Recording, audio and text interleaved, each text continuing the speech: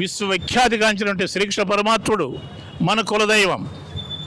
ఆయన ఎన్నో సాహసాలతో యుద్ధ ప్రక్రియలతో మరి కురుక్షేత్ర యుద్ధంలో చూసినటువంటి సాహస కార్యక్రమాలను గుర్తుపెట్టుకొని యాదవ్ రెజిమెంట్ కూడా అదేవిధంగా ఆయన యొక్క అడుగుజాడలు నడిచి కృష్ణ పరమాత్మను కూడా మెప్పించినటువంటి యాదవ్ రెజిమెంట్ని మనం ఎప్పుడు కూడా ఎల్లవేళలా గుర్తుపెట్టుకోవాలి. అదే కాకుండా ఈనాడు కూడా మనం ఐక్యతతో యాదవుల ఐక్యతతో ముందుకు వెళ్ళాలి.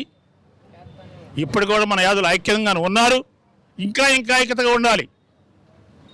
అప్పుడే మనం ఏదైనా మనం సాధించగలుగుతాం.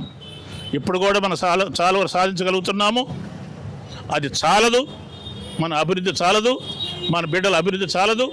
కాబట్టి బిడ్డల అభివృద్ధి మన అభివృద్ధి ముందుకు వెళ్ళాలన్నట్లయితే యాదవులు ఇంకా ఐక్యంగా ఉండాలి. మరి ఈ సందర్భంగా